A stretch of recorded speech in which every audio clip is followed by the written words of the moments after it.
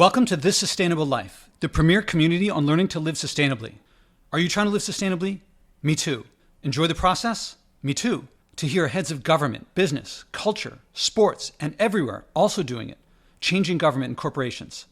I've been on my journey of environmental sustainability for years. My guests and I have learned and share on sustainable food, sustainable farming, sustainable travel, and more. This podcast shares my results, often opinionated, and world-class guests I lead on how to be more sustainable. You're about to hear an episode originally recorded audio only. You'll hear the original podcast name, Leadership in the Environment, because I focus a lot on leadership. Subscribe, upvote, share, and tell everyone about it. We're growing fast. Now here's the episode. The people think that before they tried not to fly, they thought it would be a sacrifice. But once they tried it, like I've spoken to people who have said that they've traveled so much after the decision, and they realize that traveling now is much more fun. Like it's much more of an adventure. And they say that, I wouldn't even go back to flying if I could, because now when I'm become used to like taking the train or go by other means, the journey itself is part of the adventure. I meet so many people. I see so much more of the country that I'm visiting. They just think it's great.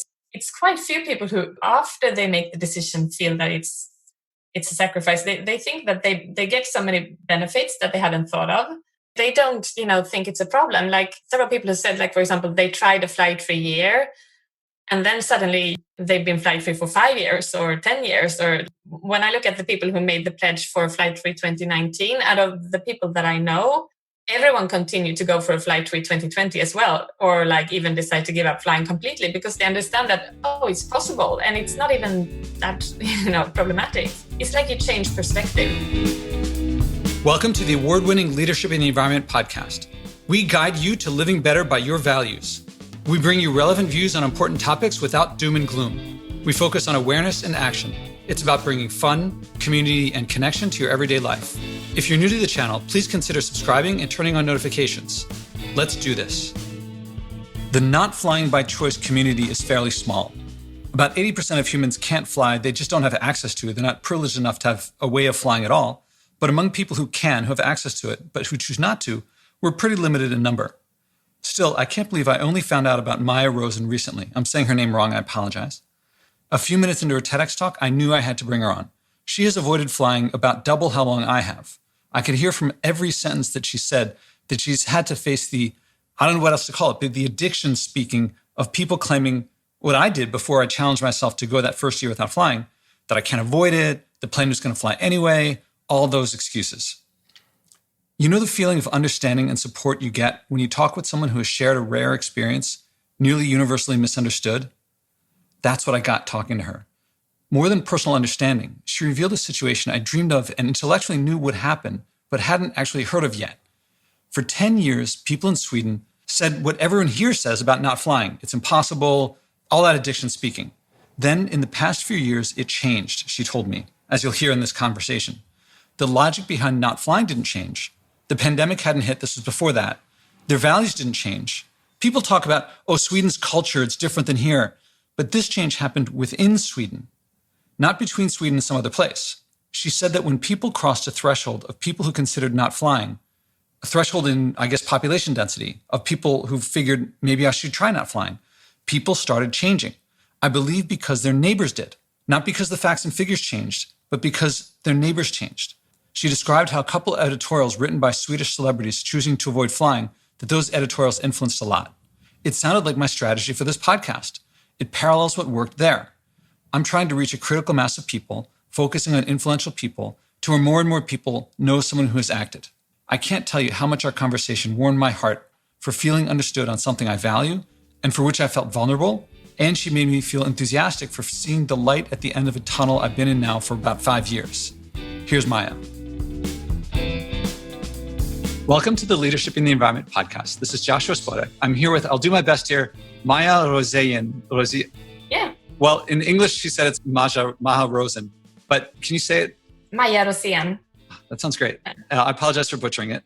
And not long ago, I saw your TEDx talk in which you spoke about not just not flying, but you came at it in a very comprehensive approach. And I thought, this is not just someone who is trying it for a little bit or experimenting. She's really done this and she's really experienced this. and has also not stopped there, but influencing others, and has talked to a lot of people, because a lot of the stuff that I say and do, you treated comprehensively. So I don't mind if people pause this conversation right now and go over and watch. I'll put a link to your TEDx talk. But can you share with me or us about how you decided to not fly? I'm sure you've said this many times.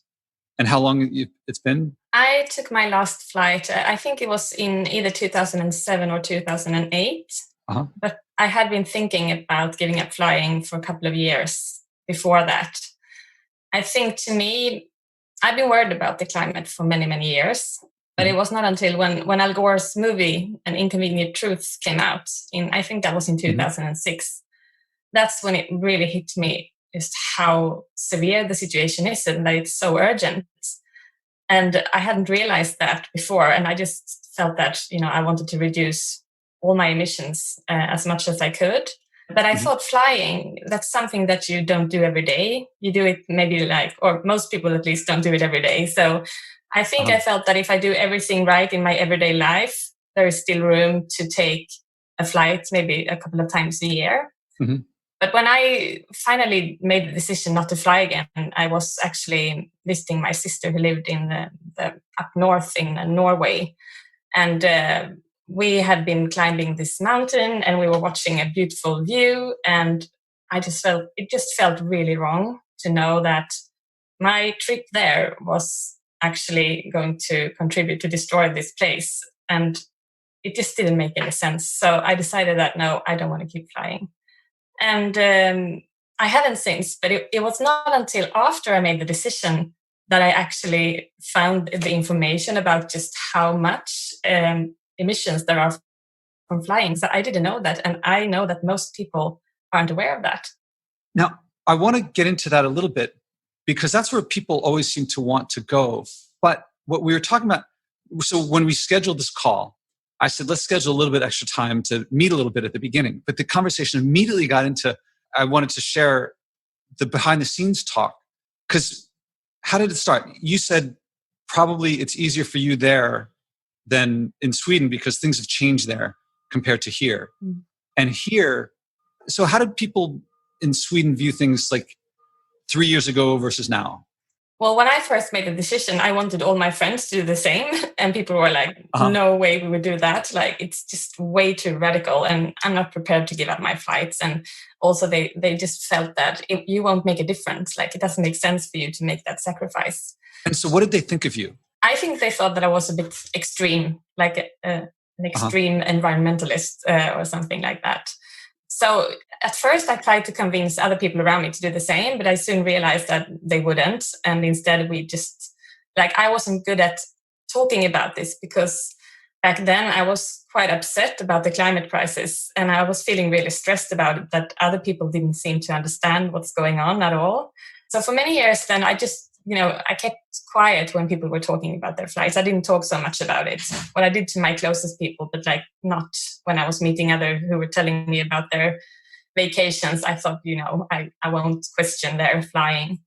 But then I think I had my second child in 2017 and I was hanging out with other newly become parents and they were talking about their flights and I didn't say anything, but I felt quite awkward because we were sitting there with our newborn babies and at the same time talking about, destroying their future. Well, to me, that's what they were talking about. I know that that's not what they were saying. They were just looking forward to their holidays.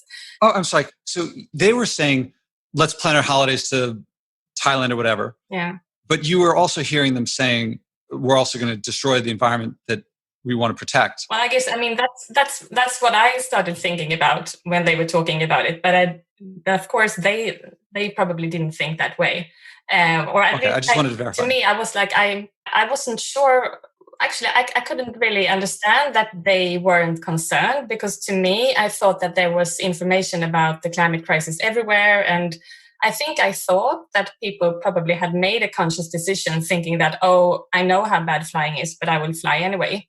But I wasn't sure. So I decided to give myself a New Year's resolution to start asking people questions the next time when they were talking about their flights.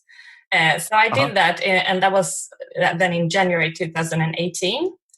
And the first times, it felt super awkward. Like I felt that, I don't want to do this. I had one of the first discussions. To ask them these questions? Yeah, because it was quite soon after New Year's Eve that I was speaking to, it was a parent of my son's friend, and he was saying that they were going to travel to Bali. And I felt like, oh, really? And I started asking him questions like, aren't you worried about the climate crisis? And in the end, we had such a good conversation and I realized that he hadn't even thought about this.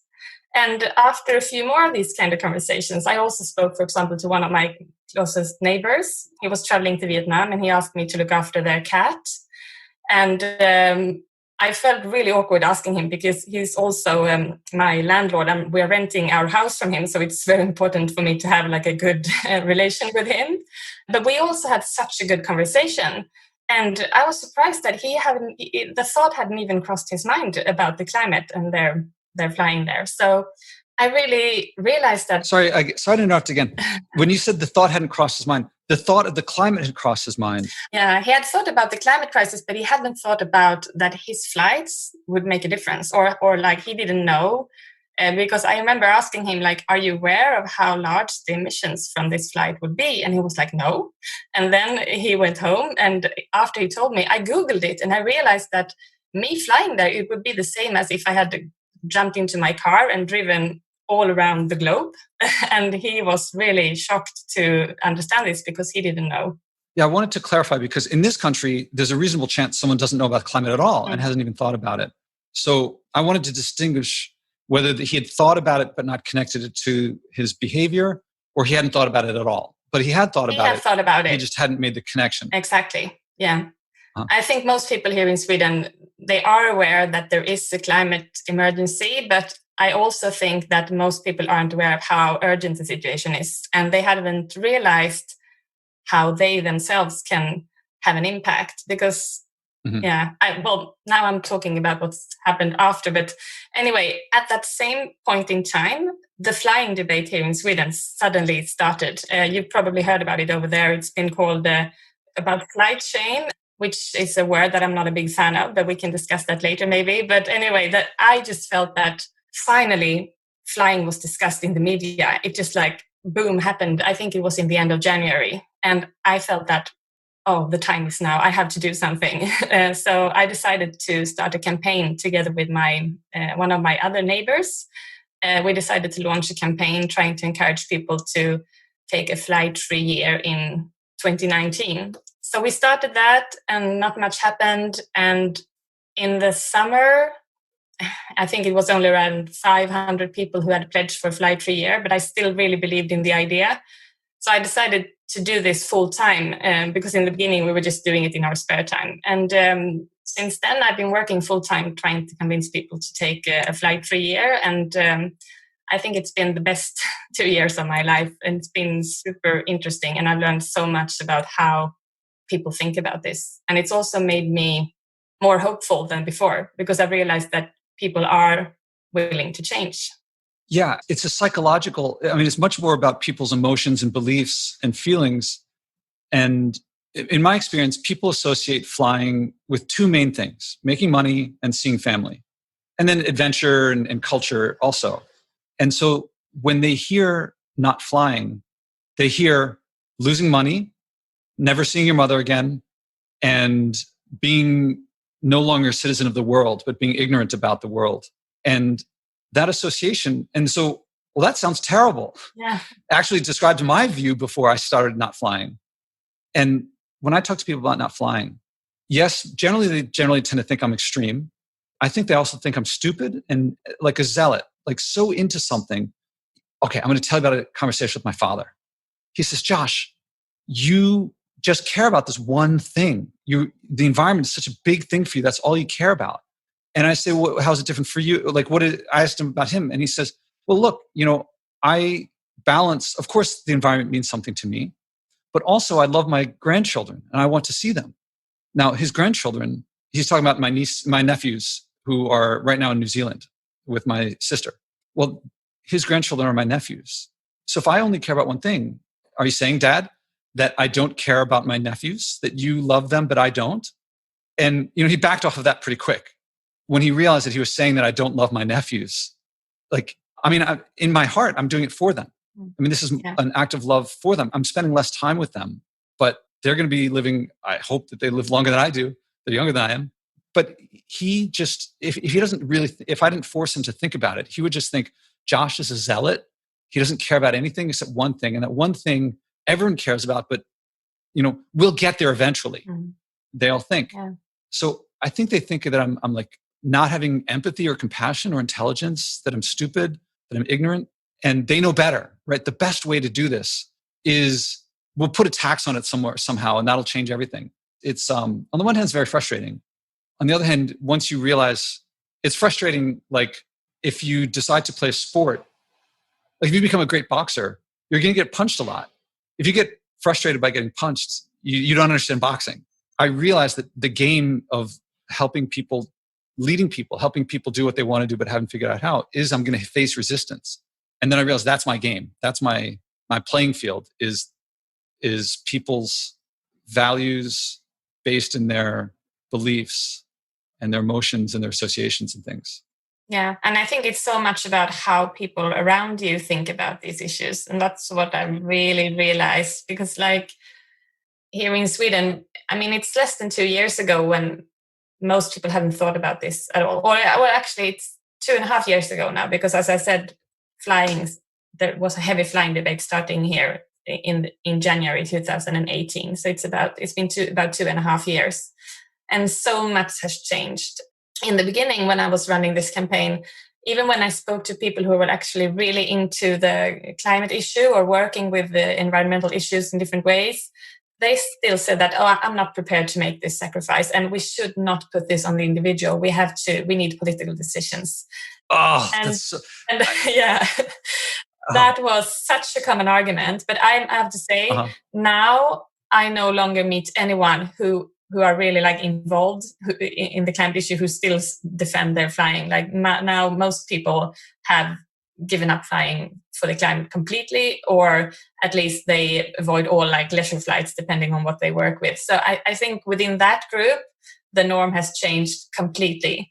And of course, there are still many people here in Sweden who are unaware, but it's really changed. Like I've noticed, because we go out campaigning in the streets, what we haven't done now during the pandemic, but before we used to go out and like talk to people on the streets, asking them if they would be willing to take a flight for a year, and then, discussing the climate crisis and what they know about the climate impact from flying. And you can really tell that there's been a big change during the past couple of years. Oh, man. And we've seen like an actual decrease here in Sweden. I think in 2019, aviation has just kept increasing for many years now. And in 2019, there was suddenly instead a decrease by 4%, and among flying or flights from Sweden, a decrease by 4%, and domestic flights decreased by 9%.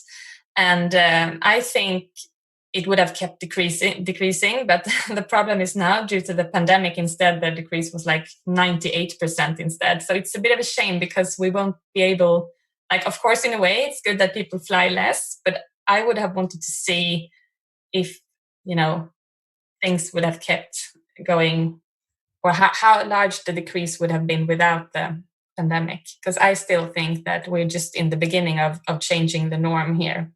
You can't know how much, it's not heartwarming, it's encouraging. For you to say that change, for you to describe that change is something that I dream of happening here. And the pushback that I get is so insane. And you're telling me about how the attitudes have changed and how the reception that you get is so different. And I'm like, it's possible. Like I knew it was possible, but I hadn't actually seen it. I don't think maybe 1 or 2 people I've spoken to, Americans, have considered, flying less. And even when they do, it's like, it's still a sacrifice and it's a burden. And they're like, really, they want to, but they have to. And so they'll do it just because I'm trying it out. And for you to describe what the effect that you described gives me great encouragement and hope. Now, what you just said, the stuff about the pandemic. Oh yeah. So now a lot of people in my life have said to me, not talking about flying, they're at home and they're saying, Josh, it's amazing. I used to have all these meetings and now I'm just as productive as before, even more so because I'm interacting with people far away and I'm actually getting closer to a lot of people as a result of this. And I say, I told you that 4 years ago and you said it was impossible. And you didn't say it was hard. You didn't say you didn't want to do it. You said it was impossible. And they're like, oh yeah, well, whatever. And so to me, the pandemic, people are like, oh, you must be happy that now there's less pollution. But since I focus on leadership, I focus on people's goals and interests and their desires. And if they're not flying because of something imposed on them, but they really do want to fly, then they're just waiting for the chance. And they feel like they're going to have to make up for lost time. And, they think, oh, I can do so much with Zoom. But they're not thinking right now, they're also not seeing the pictures of the Great Wall of China in their friends' feeds. And they're not seeing, and their competitors are also not flying. So they don't feel like they're losing market share. But once that kicks back in again, I think that if we don't lead them to where, or if they don't change their mindset, then their behavior will just go back to what it was before. But this is an example of how this can be an example for them of how they can not do those things. Exactly. Of course, people won't give up flying if they don't understand how important it is. And I think there is so much confusion about the emissions from flying because many people have heard these figures that, aviation only stands for about 2 or 3% of the total global emissions. And that doesn't sound like much. And then you think that, that sort of counts for them as well, that flying is just like 2% of their own personal emissions. But the thing is, most people in the world has never, ever been on a flight. I think it's been estimated that like 80 to 90% of the world population has never been flying. So if you look at the individual level on a person who actually is flying, I've seen many examples when people have told me that they realized that out of their own emissions, flying was like 50 or even 70% of their personal emissions. So that means it's such an easy way, or easy depending on how you see it. But many flights, here in Sweden at least, 80% of flights are private. And out of them, most are just people going on holiday. And that's not something that you have to do. So you can just by not flying on holiday, very quickly reduce your emissions by so much. But I also must say that it's not like giving up flying or flying less or taking a flight for a year. It's not so much only about your reducing your own emissions. I would say that the biggest impact is on how this decision affects people around you. Because I think even if you say that people there, they maybe just know you who's done this, made this decision, and then they think it's a bit crazy. But if they were suddenly starting to see others, like popping up people here and there, or maybe a colleague or a relative or a friend told them the same thing, like if we become more people who make this decision, then people start thinking. And I think that's what happened here in Sweden, that more and more people, well, I think an important reason that we started discussing flying here in Sweden was actually, we've known this, like the researchers has known how big the emissions are for so many years. But it was actually some celebrities starting to write columns in the papers about their decision to give up flying. And that's what really started the discussion. Because when people see that others think it's an important decision and that they are prepared to do it, it's a way of making people wake up and realize that, we actually have to change our lives, that we can't keep living the way we do. And I think if people understand, like I used to use the example, like what would you do if it was like a third world war? Would you still say that I have to fly on holiday, even if it was a huge, that your children would get a bomb on them? And people were like, of course not. And I think that's what we see with the pandemic. People feel that we can't fly. It's too big of a risk. Like we need to stay on the ground now. And then of course people are able to do it. They don't have to fly if they understand that it's so important not to do it. And it's the same for the climate though, because the climate crisis is even more, or it's just as urgent as the corona pandemic. We have to reduce all our emissions now. It's an emergency. So I try to encourage people to focus on that. Like we have to do everything in our power right now. And then maybe if we get the climate under control, we can fly in the future. If we find a sustainable way of flying in the future, we can do it. I'm not against flying. I'm against the emissions. Really, really want, or not even, I don't like saying that I'm against something. I'm like, I really just want my children to have a chance to survive in the future, or even myself and all the other people in the world. So to me, it's like we need to understand what we're dealing with here. It's not about that it would be good if we reduced our emissions. We have to. We have no other choice. And I'm feeling really hopeful because so many more people around me here in Sweden has started to realize that now. And it's the same people who 10 years ago said that, this doesn't make sense. I would never do this. And then now I have so friends gratifying to hear. who has changed. And so I really, really strongly believe that we who have understood this, we can't just walk around thinking that, okay, I've made my decision. I'm going to let other people, do what they want, because it's not even fair to them. Like, if you don't understand how important it is to save the climate, you won't do it.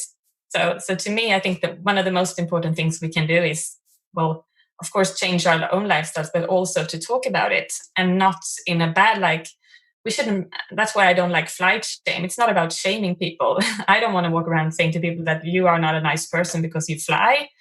I think it would, to me, I really think that most people would do everything in their power to save the climate if they understood what's at stake. Yeah, I don't like the term flight shame either, because for me, I don't feel shame. It's, to me, personally, my personal experience is more like flight disgust.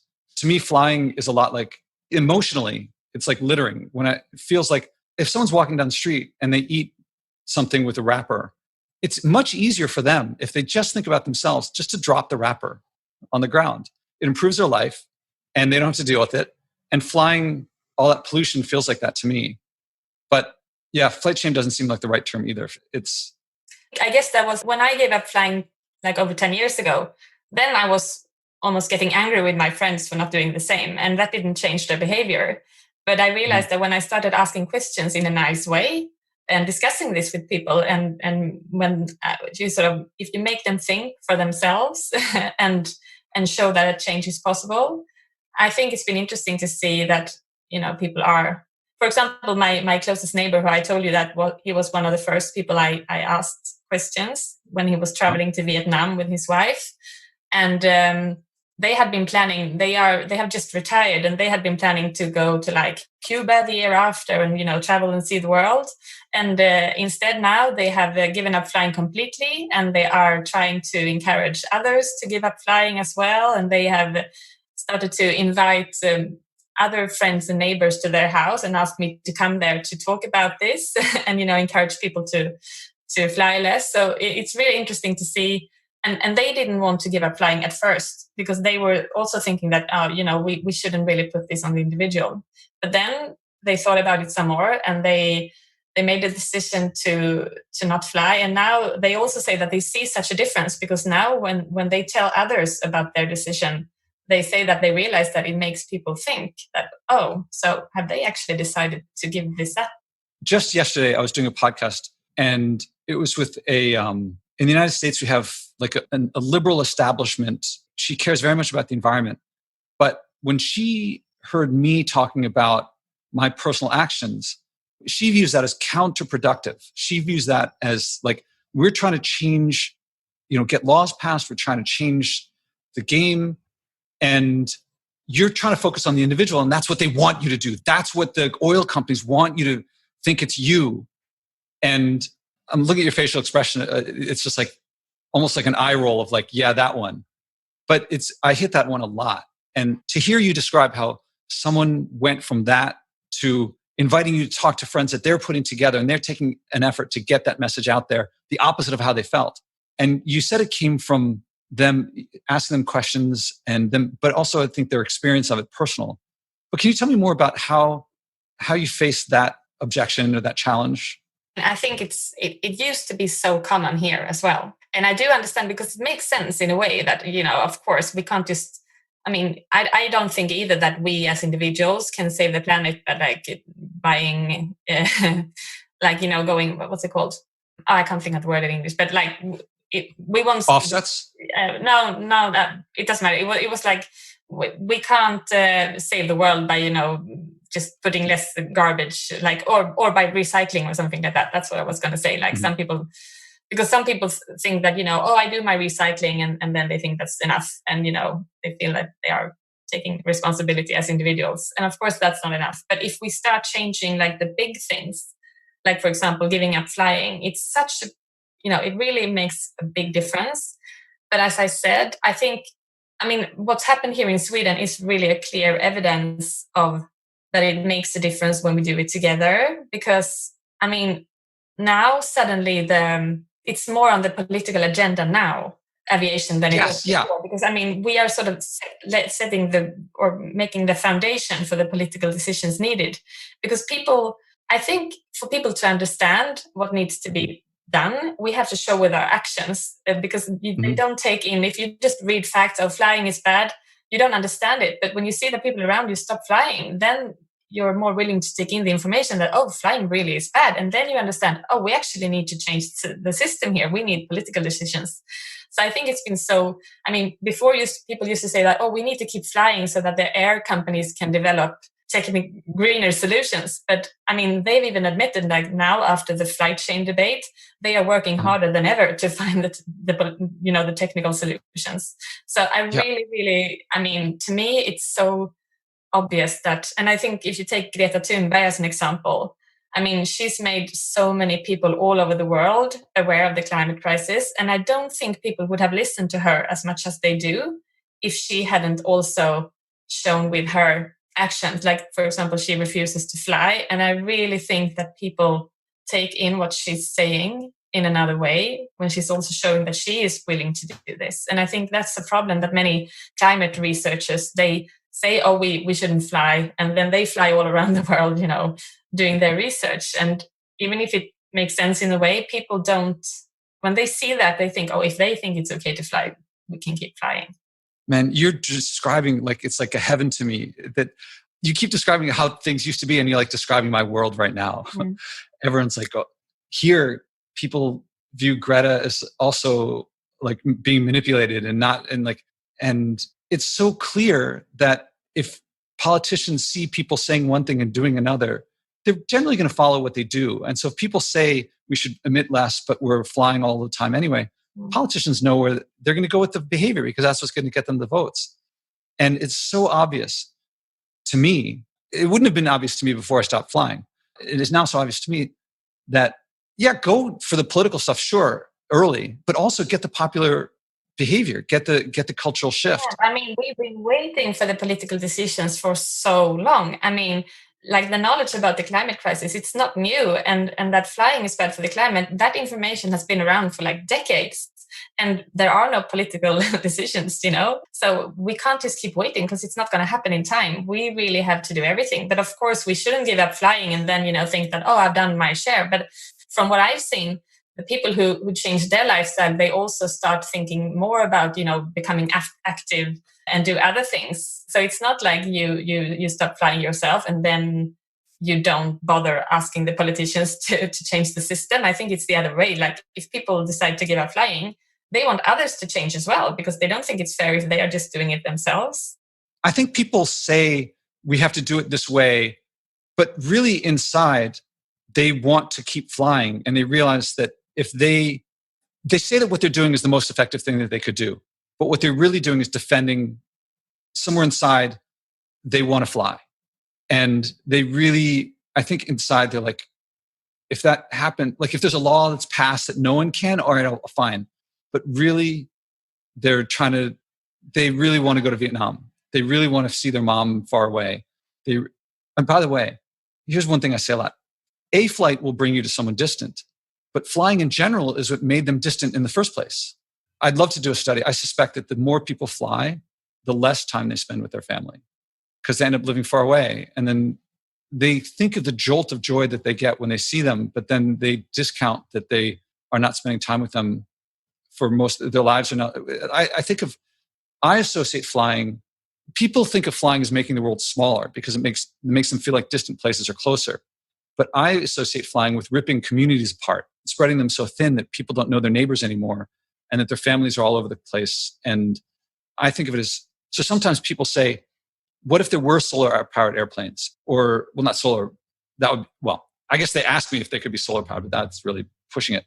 Would I fly? And sometimes it's not such an easy thing, because even if they weren't polluting, flying really spreads us thin.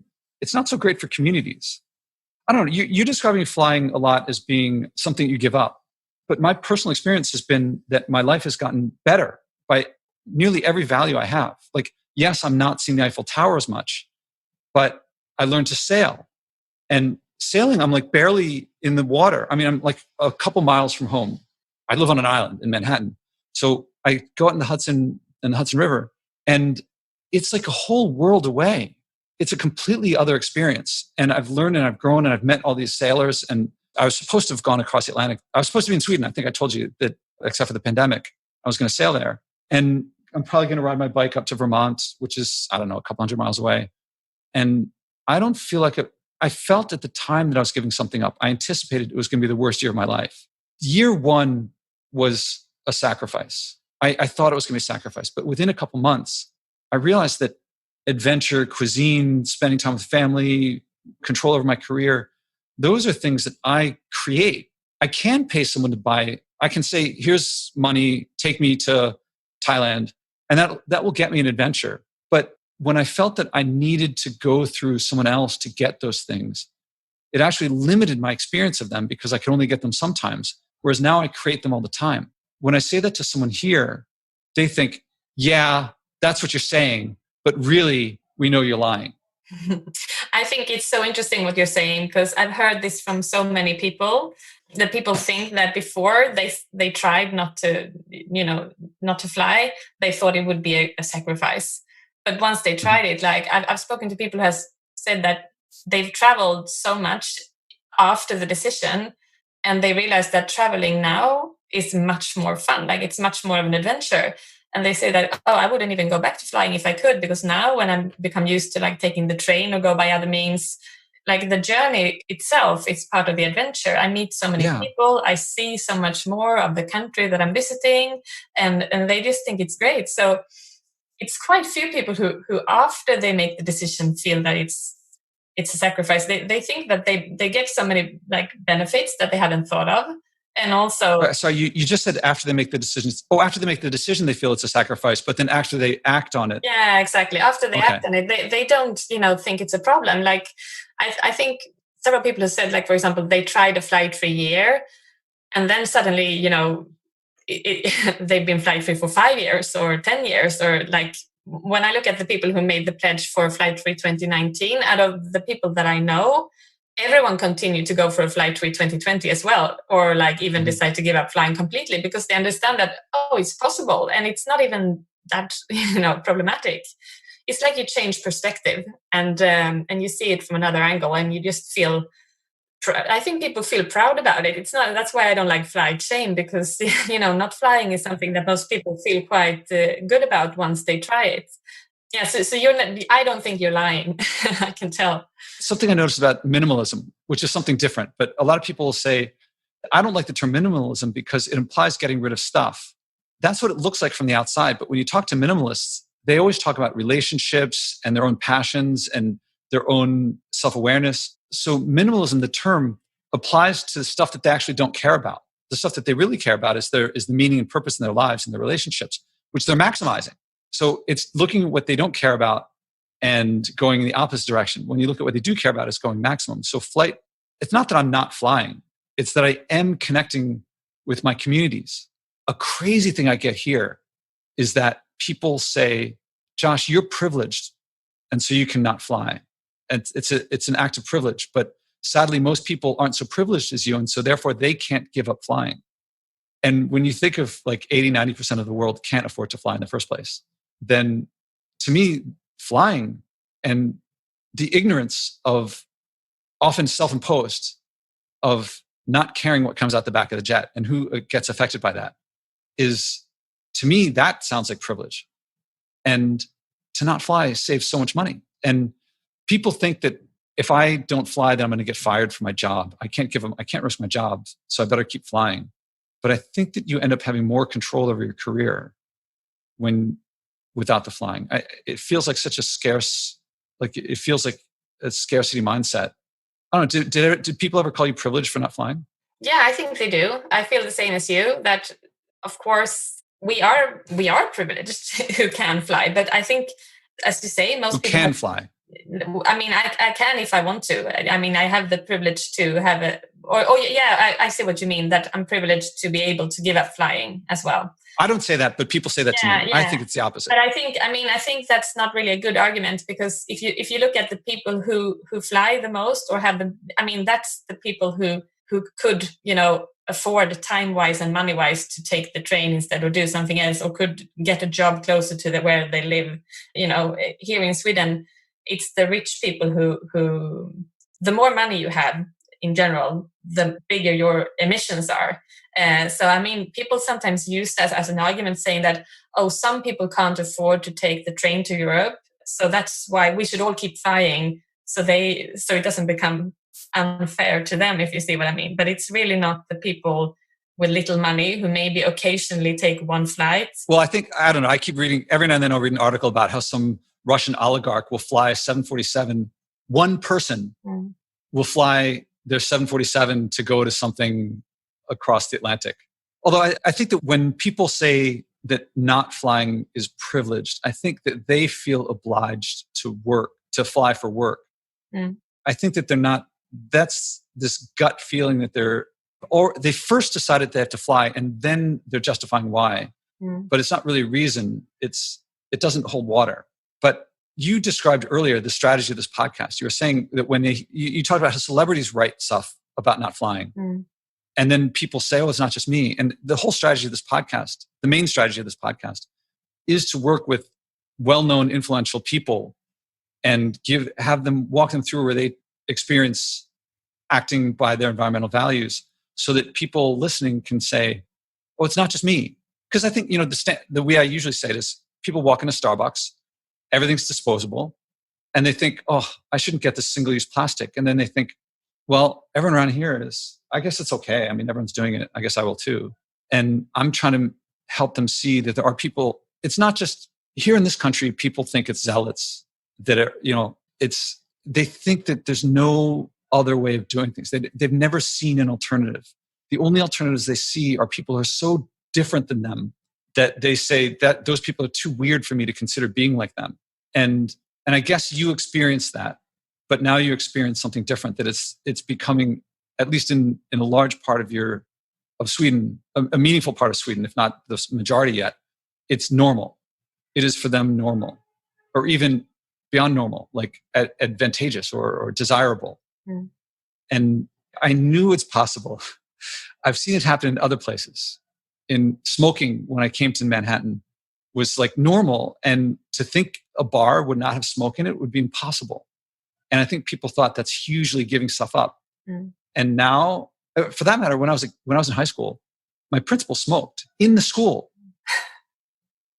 I think that person, even if that were legal, I don't know if there's a law about smoking in schools, but even if it was legal, there's no way people would let that happen. And that happened in only a couple of years. Or same-sex marriage was like, people were like, unnatural. It's terrible. It's like, degenerate. And now they're like, even people in communities that would say that's terrible years ago, now people in those communities are like, why would that be a problem? Why would anyone consider that to be a problem? And I just haven't seen it with flying. And I haven't seen it with a lot of, actually, you've talked about climate, but I think of climate as one piece of it. And I think there are many other environmental issues, because there's a lot of pollution coming out that's not, besides the effect on the climate, there's poisons and all these other things from flying. And I have to pay for this military to maintain the supply lines that I have to pay for, even though I'm not flying. And so it's distorting the market in all kinds of weird ways. When you say climate, are you talking about climate plus all these other things? Our main focus has been the climate, but I totally agree with you that it's not, of course, the only problem connected to flying. I mean, there are so many other things. And for example, some people defend flying by saying, we need to keep flying because some countries are dependent on their tourism, that people go there. But then you don't think about, the effects of mass tourism some countries are completely destroyed by people traveling there. Yeah. And so there are so many problems related to this. And I think, to me, flying is a really interesting question to work with, because it kind of symbolizes like the problems with our whole society, that we just have this lifestyle that it's not possible. It's not sustainable. We can't keep living the way we do. And I thought it was interesting what you said before, that you're sort of now feeling more like connected to friends and family and meeting people like closer to you. And I really think that, I mean, what kind of society have we built when people feel that they just want to travel as far away as possible from their everyday life?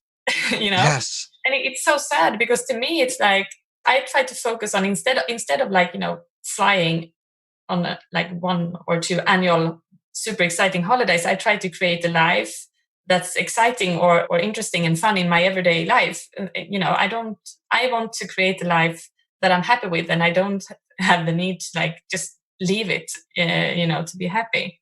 So to me it's a bit Oh my sad that God. people feel that they have to fly, and I think you must have such boring job or life if you feel that way, that you can't live without flying away from your life, if you see what I mean. I see exactly what you mean. Oh my God. I've never heard someone say, I mean, you just spoke what it feels like to have someone say what's in your heart is like such a great feeling. I mean, the way I put it is, what does that say about your communities? If everyone you know feels compelled at least once a year, often more, to get 1,000 miles away, what problems don't get solved? What do you sweep under the rug? I mean, I look at all the litter around and I think people just think, well, here's just dirty, but I'm going to get away. And people are more comfortable with their lives being crappy because they think they can escape all the time, but they allow it to get crappy. And in fact, they accelerate the crappiness. They work extra hours and they work harder and they spend all this time planning to get away. And it's all this escape. Like, they think the local problems are leading to the flying, but I think the flying probably more causes the local problems because they figure, well, whatever, this isn't the real me. The real me is lying on the beach in Bali. But then you look at the pollution in Bali. I mean, I'm sure you've seen the images of like someone surfing and they're just completely garbage all over the place. And that garbage is part of the output of the same system, the same view of like, and then, I mean, when they're here at home, they think, well, I'll get away from this, so I don't mind having a mess. And then they go to this other place and they think, well, I'm indulging. And so they make a mess there too. And they figure, well, someone else will clean it. It's always someone else. It's always, well, what can I do? And then you do it. And you're saying your experience has been, it's so gratifying to hear that you do it and you realize, what was I doing? What was I thinking before? All those things it seemed to make sense at the time. And then you change and then it all ravels away. It unravels. I guess flying is kind of like you pull the thread on your sweater and then the whole sweater unravels. But then you realize that it's Marco Polo traveled. I mean, the average teenager probably has gone more distance than Marco Polo ever did. But Marco Polo traveled much more. People often say to me, Josh, oh, you don't travel anymore. I'm like, I don't not travel. I'm not flying. And it's really the emissions that are the issue. But I travel more. I just go less distance. And that people flying and travel has become one and the same in most people's minds. And they think if I'm not flying, there's no way that I can get any cultural difference in things. And some of them, they feel obliged to travel. It's an obligation. I feel liberated. Yeah, I totally see what you mean. And I think it's like, I think flying has been, many people, even the people who do care about the environment has felt before that, they want to travel because then they feel that they become, they care about people in other places. They are interested in different cultures. They feel that it makes them more open to, and if you see what I mean, that it really sort of is, what's it called?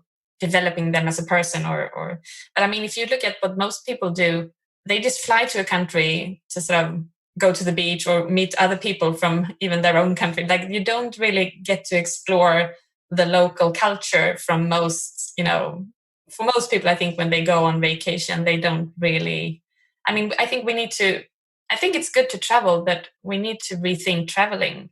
I mean, to me, I would much rather go on like one adventure where I go away for like a long period of time and I travel by train and I meet people and I'm able to stay in a place, or like that kind of traveling, I think would be super exciting. But just to go on a plane and then you just like fly across the globe and wake up somewhere else in the world and I haven't seen anything in between, and stay there for a little while and like live in a hotel and, not getting to know people. And I really don't think that would make me such a much better person, Yeah.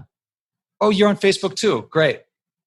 Yeah. I'm just like, people talk about ecotourism and they're like, someone sent me this link about some company and it brings people up the Amazon. And I'm thinking, first of all, they're discounting the pollution on the flying, and they'll offset it with carbon credits, which is, so the listeners don't get to see this, but she's just like, no. Yeah. And let's not go into carbon, into credits, because that's too, shall we both agree, like it's probably leading to more flying? Yeah, definitely. I mean, it does make sense. We have to do everything to cut our emissions now. So I think we should do buy offsets and not fly. I mean, we should do everything to, like, there's no way we can pay to keep having the emissions that we do.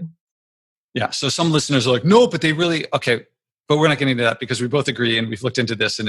But so this company brings people up the Amazon.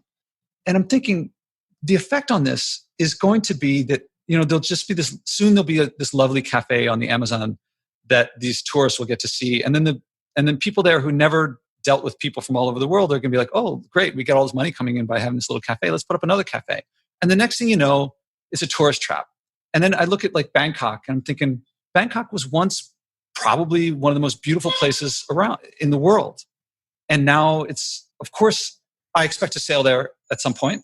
I love the food in Thailand, but it's a very touristy place. And it is so similar to Venice. Apparently Venice is like, I didn't realize this, the population of Venice is like 50,000 people, but at any given time, there's normally about 1 million people there. So the ratio of tourists to non-tourists is like, I mean, it's hugely more. And that's not helping Venice at all. And people have this bucket list. And when I hear bucket list, I hear craving. I hear someone else got something. I need to get it before I die. And if travel has become about what you're missing more than what you're experiencing, and when your actual experiencing of it is more to check it off a list, but meanwhile, you're not meeting your neighbors or seeing the cultural richness nearby you. I mean, I live in New York City, so I can just take the train to be in a place where I can take a subway and be in a place where there's no English spoken or not even a sign in English. But even beyond that, I was talking to this one woman and she's from Louisiana, and she said she needs to fly because she traveled the world, and in her little corner of Louisiana, it was very, very provincial. Like people didn't really know about the world. And so her learning about the world changed her, and therefore she felt like flying was essential. And I asked her, do people appreciate where you're from? It's like a lovely place. And she's like, oh my God, the food is amazing. And she's talking about the people, and it's amazing. And I say, should people know more about it? She goes, yeah. And I go, people who live near there fly to China, but don't learn about your culture. And in fact, the differences between cultures is decreasing, not increasing, as a result of flying. I think people feel like they want to get it while it's still there to get, but they don't realize that they're contributing to the decline that they want to prevent. I've spoken to so many people now about flying, and I realize that most people, they just think of it as something that's completely normal. Like, that's just something that you do. I mean, most people haven't really put a lot of thought behind it. It's just something, I mean, in our generation, many people has grown up like going on an annual flight vacation every year. It's just something that you do. I mean, I think that's one of the most important things I learned, is that people don't really make conscious decisions about this. They just live the way that they think is normal. And that's what many people feel, that they have expectations from others as well, that they feel that, oh, I would probably be able to not fly, but I think that, my family are expecting us to go flying, or my friends wants us to do that, and relatives, and or my boss, or as you said before. So we're just following the social norm without even considering the effects from it. So what's your social norm in your life of, like, do you have adventure? Do you have cultural exchange and things like that? I'm not sure if I understand your question correctly. You grew up flying. It was once normal for you to fly. I haven't actually been. When I was a child, we didn't used to. So to me, it's been quite an easy decision to make. Like, I haven't had. I mean, of course, I have been flying, but not something that I've been doing. I think I was probably 15 the first time I was flying, or something like that. So it's not something that was a big part of my childhood. We used to go on holiday in Sweden, and I grew up in the forest, in the countryside, and we had horses and things like that. So we had to be like quite at home quite a lot. So I didn't fly when I was a child, but then I was flying quite a lot when I was young. I moved to England when I was 19, and I used to fly back and forth a lot between Sweden and England. And I thought it was so great, that I could buy like really cheap tickets from Ryanair. So I could go home and visit my family all the time. And I asked all my friends in Sweden to fly there to come visit me. And, so to me, it was just normal. I mean, it's not that far in between, but still like, it's a lot of emissions if you take a couple of flights like that a year. And I think that's what people don't know, that, I mean, we need to come down to like 1 ton of emissions per person a year, or preferably nothing. And I mean, just taking, for us in Sweden, if we just take 1 annual flight to Spain, we have used up our entire carbon budget. That there's nothing left for the things that we have to do, like eat and live somewhere. And people don't realize that it's that, because our emissions are so much higher than they should be. So that's why, flying here in Sweden, for the average Swedish person, flying stands for 10% of our individual emissions. But those 10% should be our 100%, if you see what I mean. I mean, that's where we need to go to. So there really is no room for that at all. But no, I would say that, I mean, I've been flying, but it's not, to me, it was not something that changed my life completely. I felt a bit limited. And I, of course, there were places that I would have loved to go to.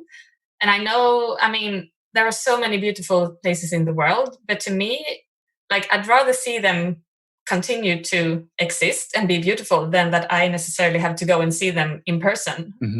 So, I mean, you can't, whatever we do, like, we can't see the entire world. Nobody can explore everything.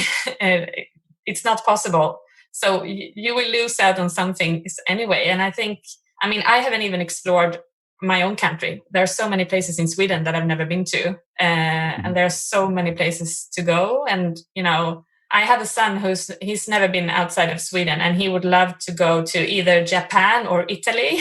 And I think Italy would probably be an easier option, but it would have been really interesting to go to Japan in the future, not flying. I don't know if we would be able to do that, but to me, I think it would be more of like, traveling would be like a once in a lifetime adventure if I would go to Japan, rather than something that, you can just, but I think I would probably have a much more exciting time than if I took the plane there.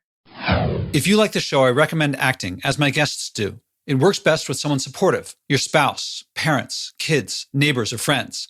Learn the 4-step process I do with my guests and describe in my TEDx talks, and do it together. You'll find yourself acting on something you care about, something meaningful. Whether you start big or small doesn't matter. If you care, if it's meaningful, you'll keep doing it. You'll reach big. Eventually, stewardship will feel normal. You'll wish you had started earlier. Second, I recommend donating to help this podcast at joshuaspodek.com/donate. I promote degrowth and stewardship, which no advertiser will touch, but brings joy, community, connection, and abundance to you when you act, and global change in the long run. Help us keep going. That's joshuaspodek.com/donate.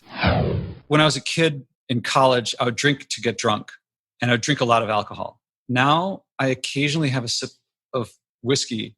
The amount of alcohol I have is much less, but the total appreciation and the joy of my life value is greater now, despite the amount of alcohol is way lower. And the same with the travel, is that I'm going far less distance, but what I get out of it is so much greater. And one of the ways I think about it is, when you look at digital maps on the computer, there's a certain level of detail. Say I look at a map of the East Coast of the United States. There's a certain level of detail. I can see cities. And then I hit the little plus thing that zooms in.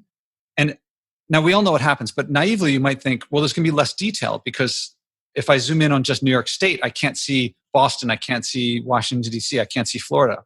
But it fills in the detail. So now I can see all the cities in New York that not all of them were showing before. And if I hit plus again, it zooms in and I see more detail.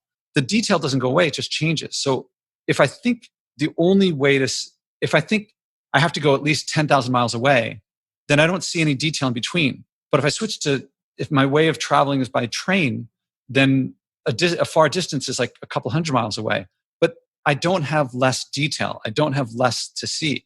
And if I switch to biking, then it's still not less detail. I mean, people keep telling me they'll start biking more instead of taking taxis. And just that change, they start to notice things they never saw before in their neighborhood. And there's so much to discover in the world. And thinking on a 10,000 mile, sorry, I'm using miles. I'm just used to it, 10,000 kilometer distance. When you think on that scale, what you're missing is, no matter what scale you think of, you're missing. If instead you say, no matter what I do, I'm always getting something, which, if you think of an abundant mindset instead of a scarce mindset, then there's always more to discover. And you can't stop discovering it. It's always there. Or I think of there's certain joys that we get from flying. Well, those joys, all the positive, all the things that we get out of it, the feelings, ultimately it's something internal to us that we get out of it. Well, we have the same emotional systems that our ancestors did who evolved without flying. So they could also feel whatever we feel about joy, discovery, adventure, cuisine, all those things, whatever joys we're getting today, that's not new emotion that didn't exist before. We don't have a new personal experience that people before couldn't have had. On the contrary, the only way you could have it is that they had it before. If they had it before without flying, and we think we need flying to get it, we're probably going to get less of it than they had. Not more of it, but less of it, because we're dependent on others. And for that matter, if we like it and we depend on others for it, the others can now charge us for it, and they can take stuff away from us and hold it for ransom, which is why I feel it's so liberating not to fly, because I realize that I can get what is a human thing, not a flying thing, without having to wait for it, without having to save up money so I can pay people. And most of that money is probably going, if I really trace where all that money goes to, ultimately it's either going to extracting fossil fuels or burning fossil fuels, or it's building the airplane. And if I can get the joy without the pollution, get the joy without the pollution. And if as it turns out, once I can get it without the pollution, I can get it without anything. I can get it from at will. It's like my choice, as opposed to something that someone holds back from me and that they promote my craving it, which only makes my life worse. Sorry to ramble.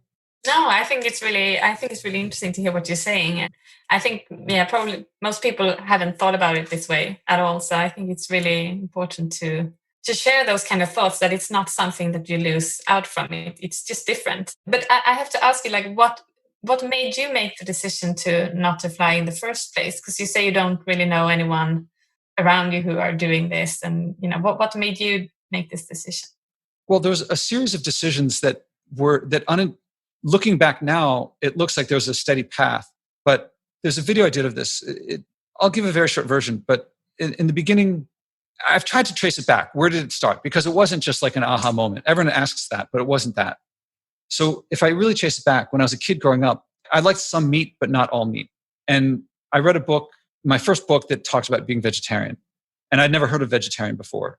I don't remember. This is like in the 70s, maybe 80s. And before that, I thought eating meat was necessary to live. If you didn't eat meat, you would die. And then I read this book, Diet for a Small Planet by Francis Moore Lepay. And I thought, oh, it's possible. But then it was really hard. But I cut back on my meat, not intentionally, just I cut back on it. And then I started cooking for myself, and I realized that the meat that I ate was like hot dogs and hamburgers and chicken nuggets, and they're very processed. I couldn't tell where it came from. I didn't like the idea of eating animals. But then when I started cooking for myself, when I went off to live on my own in college, it was really the first time that I bought a chicken breast, chopped it up, breaded it, and fried it up, and made my own chicken nuggets. It connected chicken nuggets to chickens. Before that, they're so processed. In fact, you can make chicken nuggets without chicken now. But that, once I did it myself, I was like, oh, that meant in my head, all meat, even the very processed stuff, I couldn't eat it. So I think I had meat once after that and then never ate it again. That wasn't really a choice. I didn't say I'm never going to eat meat. I couldn't do it anymore. And then something very similar happened with hydrogenated oil, maybe a few years later. And then something similar happened again with corn syrup. We're talking like 5-10 years in between these things. And then at one point, I challenged myself to avoid processed food. And that was a bit harder. And then I gave myself a challenge to avoid packaged food. And packaged food was because of garbage. I looked at my garbage and I saw most of it came from food. And so I said, could I go for 1 week without buying any packaged food? I just stayed at my sister's for a little while, and she cooks from scratch because she works at the farmers markets. And so I saw cooking from scratch more than I was used to. Actually, all of these changes I thought before I did them, it would make my life worse. I thought it would be possible. I thought it would separate me from society. And each of the changes was the opposite of what I expected happened. I love food. I mean, people who listen to this podcast, they're like, oh, Josh, talking about the famous no packaging vegetable stews again. But the joy that actually I'm halfway finished one. I was like trying to eat one just before we started. And then I was on a flight and I was watching a video of David McKay, I think is his name. And he wrote this book about, what's it called? Sustainability Without the Hot Air. And he was a professor trained at taught at either Oxford or Cambridge. And he was trained at Caltech. And he wrote a book about sustainability. And I saw him giving a talk and he said, flying New York, LA round trip warmed the globe about a year's worth of driving. And that hit me because I live in Manhattan. I don't have a car. And I thought, compared to Americans, I must have very low emissions. But no, not only was it higher than I expected, but it was significantly higher than the Paris Agreement recommendations per capita. And I got very uncomfortable. And I thought, well, I had that challenge with the no food, no packaging. And I thought that was going to be terrible, but it became awesome. And I thought, well, going for a week without flying, that's trivial. Going for months without flying, that's still pretty easy. Could I go for a year without flying? And immediately I was like, do not want to do that. Stop thinking about that. So I did go on another flight after that. The next flight I took was to England to go visit a friend. And I gave a talk and it was a great time. My friend's a real party animal, so we were like partying like crazy. It was great. And then I took the train to Paris. So then I was in Paris staying on my own in a share, someone's rooftop apartment. And then I was by myself and I was thinking about it. And I was having trouble sleeping. And it wasn't from jet lag. I was having trouble sleeping because of the flight back. And I was like, this flying is serious. Am I trying to live by my values or not? Am I just going to look the other way when I know what's going on? And so I said, all right, I'm going to fly back. And that's it. When I get back, begins 1 year. And I knew that day 366, I would be on a flight. No question. Because I was going to have to make up for all this giving up because I'm taking one for the team. I'm sacrificing myself. And then it was only a couple months that I went from feeling like, and by the way, I had to cancel a bunch of work projects. I was going to go give talks in Europe and 2 of them just disappeared. I couldn't do them. But then I started finding I could do more things here. And suddenly I started saying, all right, I don't want to miss family. I don't want to miss cuisine. I don't want to miss culture. How can I get them? And I found that I could create them more effectively without the flying. So it was meeting people from other cultures without flying. It was getting adventure without flying. And suddenly I saw flying as limiting those things, not creating those things for what I was talking about before, because people could hold them from me. And I was associating, I thought flying was giving me things, but it wasn't. I got those things. Flying made it easier when I didn't know how to do it otherwise, when my ability to do it otherwise was atrophied from lack of experience and practice. And so it was maybe 2 or 3 months in that I said, all right, let's go for a second year. It's possible I'll fly again, but I don't see the point. To me, flying is like littering. Yeah, it's easier to drop my litter on the ground. The places I have to go in my mind to ignore the effects of what I'm doing on others. I mean, maybe if I lived in a world with like 1 billion people and there was so much more earth to regenerate the pollution. So population is a whole other issue, which has also become very important to me. And I have big mind-changing views on that when I learned about going back to Thailand and Machai Viravaidya and how we'll leave population for another, unless you want to talk about it. But it's the places where I have to go in my mind to lower my self-awareness, to lower my awareness of nature, to ignore what I'm doing as opposed to my personal, to elevate my so short-term experience of something, to put that above what thousands of years from now, people will still be dealing with what I've done. I can't do that. I can. I could choose to do that. I could say, screw it. I want to see the Grand Canyon tomorrow. I could do that. What that would mean is just and it would just take me to such an awful place of lack of compassion, empathy, lack of humanity, lack of exactly what people think that they're getting when they say, I want to go to Cambodia so I can see what it's like there. So you can change what it's like there into what it never was. I've seen pictures of humans settled in the most beautiful places and the most fertile, lush places when they, moved out from Africa. That means that all the places where the biggest cities are, the places that are most paved over, were once the most beautiful places. And do I want to accelerate that process, or do I want to reverse that process? I want to reverse that process. I want to restore that beauty. I want to honor that beauty. One of the things I love doing around here, this is not a big effect on my diet, but I found that there's berry trees in Manhattan. And when they're in season, I go pick the berries. And I feel like a king because they taste best when they're right off the tree. If you get them in the store, they're the ones that are shipped from around the country. And they're in a plastic container. A king can't get them any more fresh than by going to the tree himself. And since no one knows about these berries, they're falling to the ground in numbers that I can't possibly keep up with the tree.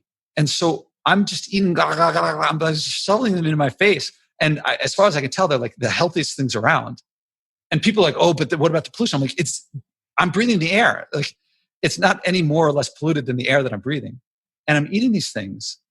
And I know about them because I'm not going to some other place, because I'm not paying for stuff to be flown in from some other place either. I'm trying to avoid that to the extent that I can. And it's been here all along. It was always there. And I go down to the river, there's these herbs that grow around here, and they're delicious. And when I go walking along, and no one has any idea that they're there, I sit down and I'm picking this lavender and eating it, just nibbling it.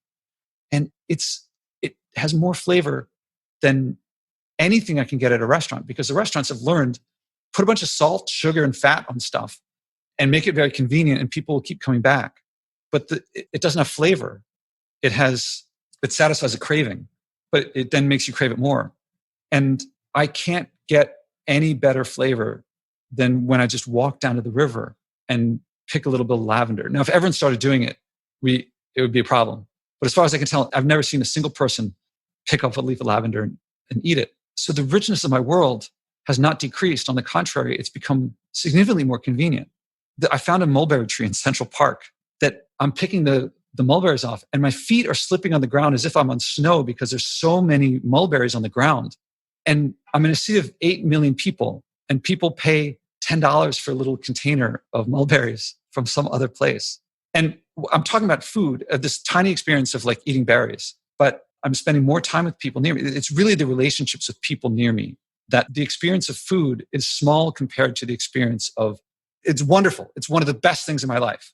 My experience of nature through ingesting it and berries, the tree wants me to eat it, or it evolved for me to eat it.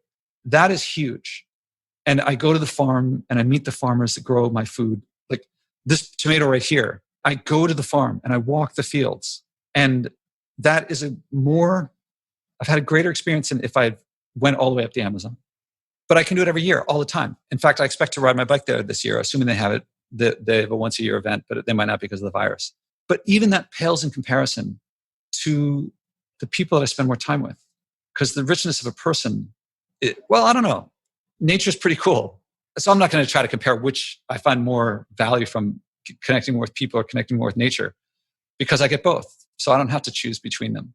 Exactly. But I think the way I think as me as well, I feel that when you start thinking about the world in this way, you appreciate all the little things much more than before. To me, yeah. I don't feel that I lose out on anything at all. And I think I agree with what you said before, that it's a bit of a shame that you talk about giving something up, because it's not about, I feel that I'm the kind of person, I hate being bored. I want things to happen. I really, I like when things are happening, but you don't have to fly to do that. And you don't have to fly to meet people. For example, I feel that since I started this campaign, I've met so many interesting people. I had so many interesting conversations, and it's interesting. You're not really allowed to walk up to strangers talking about, these deep issues of life or death. People would think you were crazy. But if you're out campaigning for something, then you actually can do that without people thinking you're crazy. And it's been so interesting to talk to people about, as you say, what's important in life and things like that. And to me, it's much more fun trying to convince people not to fly than it is to fly. So I would rather keep doing what I'm doing now anyway. It's not boring. And I think it's a shame that we talk about saving climate as something negative, like all the things we have to give up. Most things that are bad for the climate is bad for us as well. Plastic and dumping mercury out in the river. Yeah, and I mean, all the, like for example, eating healthy food. It's the best for the climate, and it's the best for us as well. And it's also, as you said, the tastiest food as well. Like it's much nicer to eat that kind of food anyway. And I mean, as you say, going cycling and travel that way instead of just jumping into a car. To me, I mean, I don't have a car. I don't eat meat and those things, and I really don't feel that I'm losing out on something. It's just a shame that it sometimes sounds like that, saying that, oh, I've given up this and this and this and this and that. But yeah, I agree with you. We should talk more about the advantages that you get from changing your lifestyle. Yeah, it's a funny thing that talking about it often, in my experience with people here, just raising the topic triggers in their minds the defense, and it often reinforces it. That's why I envy your experience of your current experience, that you live in a community where it's spreading by community and people can see that they're not alone and that there's other people that they can copy and they can learn from. Because right now, that is not the case here. And if I say to someone, I'm not flying, I think in their heads, they think it suddenly builds up all the reasons why they have to fly. And in their minds, they're completely right. End of story. And so if I keep talking about it, it makes them, there's a name for this, some psychological effect that it like reinforces the beliefs more strongly than had I not brought it up at all. Like I'm sure that my father, despite the conversation I said, he probably thinks more that he has to see his grandchildren, that he has to fly. But actually, yeah, when I first stopped eating meat, he would make fun of me and he would tease me about it. And then later he married, his second wife was vegetarian. Then he stopped. I mean, he didn't stop eating meat, but he stopped making fun of me. That's why this podcast is, you've used the word convince a few times, but I try to avoid trying to convince. I think convincing is, actually I looked it up. The vince is the same as in vanquish. It means to defeat. And I'm not trying to defeat other people. I'm not trying to show that they're wrong. I'm not trying to argue with them. I totally agree. I guess it's probably not the best word to use in English. I will actually look that up for the future, what I try to, because that's not when we talk about it, what I try to do. Like I more believe in like asking people questions to make them kind of realize things themselves, if you see what I mean. Like it's difficult to explain, but I don't think it's about walking up to people saying, this is the fact, this is what you should do, and we have to do it right now. From my experience, it's like what works the most is talking about that others have made this change and how it's, and like the positive things about doing this. Like if you do this, you're part of like a big change and you can really make a difference. And also show people that I don't think that the reason they keep flying is because they are selfish or that they don't care. Like I think it's completely normal that people keep living the way we do because we just act like those around us. I really don't think that people who don't do, everything in their power to solve the climate crisis are bad people who don't care. I definitely think people care. And I think it's more about realizing that we can all make a difference. Because I think so many people have this view that, it really doesn't matter what I do because like that won't change anything. And because they're underestimating the impact of what they are doing on those around them. So yeah, I've written a guide about how I usually talk about aviation with people. It's you can find it on we need to talk about aviation.org. It's a guide in like how I think has been the most effective ways to have conversations about this. And it also gives responses to like the 26 most common counter arguments that I face. But it's not about like coming with the arguments, but it's good to be able to answer when people start saying, oh, but shouldn't we deal with like something that's worse instead? Then it's good to be able to answer that. But it's not really those things that makes people change. And I think why we encourage in our campaign people to take a flight for a year, it's not about like stopping flying completely. Yeah, it's like we encourage them to try, because what's interesting is that once you try, often you keep, or at least people who's tried, I think, end up probably flying much less than they used to before. And I think it keeps happening. It like once you have that shift in one area, it'll go into other areas and other areas. Like gardening is like that. If you plant something, then I think people really enjoy it. I certainly, and composting. Like, I didn't think I would enjoy it. And yet there's something oddly fun about composting. And it keeps, like, now I pick up litter every day. And then you start seeing all these other places where you can change and like pollute less. And I don't know if you've noticed, I keep muting because I keep having these trucks going by outside. And sound pollution, I'm now viewing sound pollution as pollution. And I used to take for granted that it's just living in the city is noisy, but it doesn't have to be. And a lot of the trucks, for example, are garbage trucks. They're among the loudest trucks. They often cause congestion because they stop all the time and all the cars behind honk and they're noisy and dirty. And then I see how much of what they're hauling away is from food packaging and from restaurants. Right now, a lot of the restaurants are using disposable stuff because it's all outdoors right now because we're the rules about lockdown. So the amount of garbage right now is higher than ever. The budget for the New York City Sanitation Department is $1.6 billion a year. Most of that is hauling out garbage. I mean, packaging. Like we're paying more for stuff to be packaged than we pay for it to be hauled out. If people shopped at farmers markets, they would get fresher food, more delicious. It would save them money, even though they'll think it's more expensive, but when you buy in season, it's cheaper. The money would stay within the community, and we could probably save $1 billion on the hauling out, and probably a lot of money on the hauling in as well.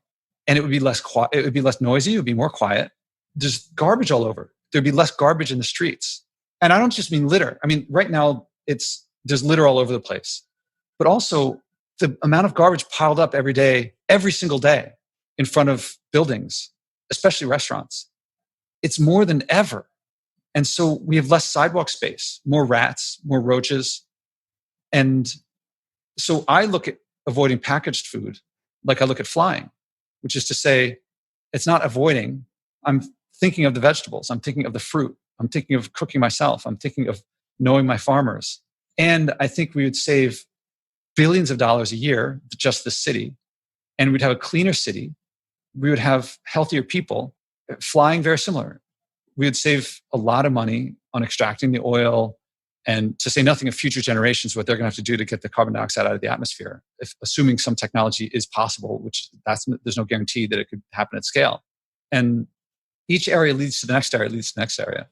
And I guess it's once you make that switch from one system and a certain set of values in that system into a different system with a different set of values, then the old system doesn't make sense anymore.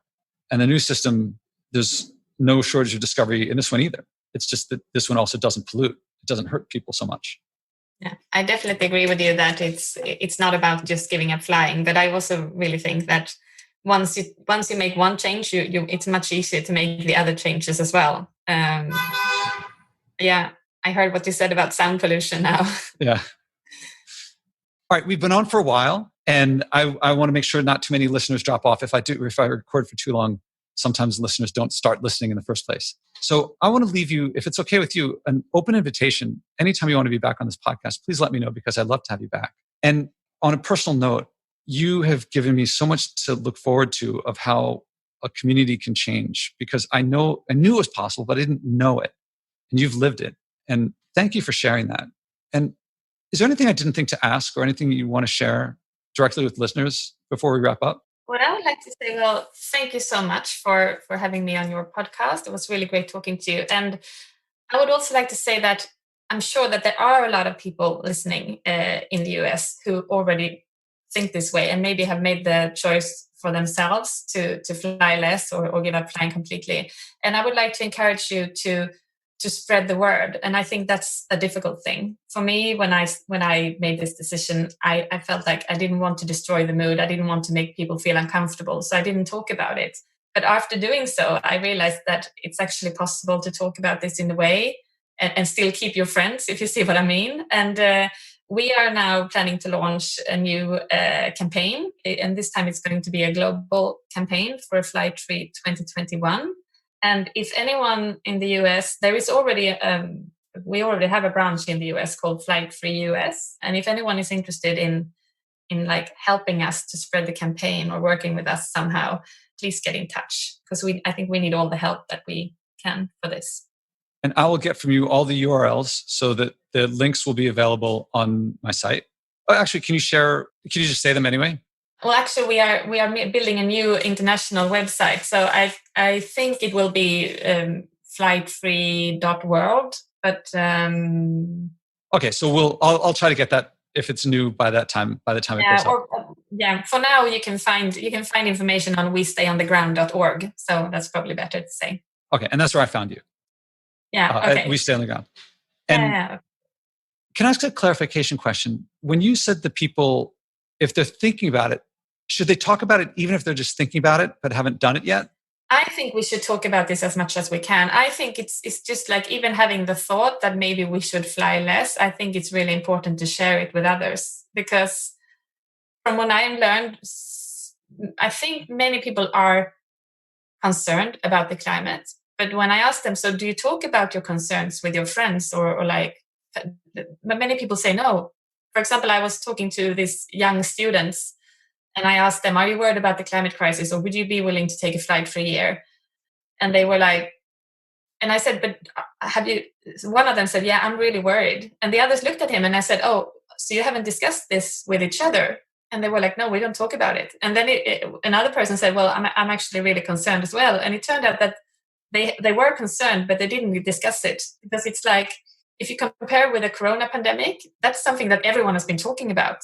I think it's been a big, and it makes it more real. But if people are concerned about the climate crisis, maybe at home, but not pretending as it's existing when they talk to their friends, I think we will come closer to the solution if we share our thoughts about it. So I definitely think we should talk about it. Okay, I'm glad I got that clarification, so even if you haven't acted yet, everyone talk about it. But it's of course important that we don't, because it depends on what you talk about. If you hear someone saying that, oh, but aviation, it just stands for 3% of the global emissions, we should do something more important, then of course it's important that you try to get things right. Because I think there is, for example, one common argument is that, yeah, but everyone deserves to go to the sun every now and again. And I think that's often met by, you're right.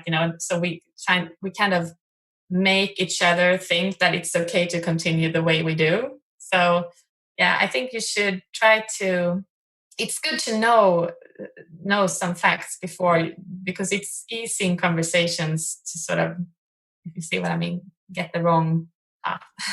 I hope that this leads to a second conversation with you. I leave the open invitation. Me too. It would be good to see you again. Maja, thank you very much. Thank you very much. It was nice to see you.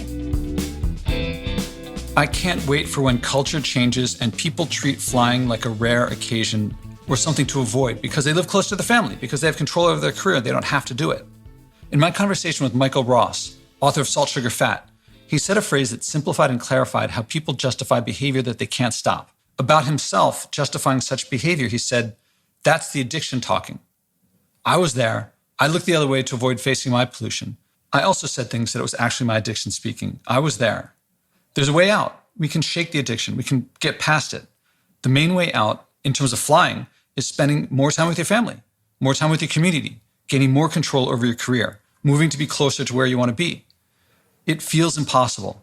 When people around us change, though, we change. When we change first and others follow, that's leadership. You can help lead us out of this mess.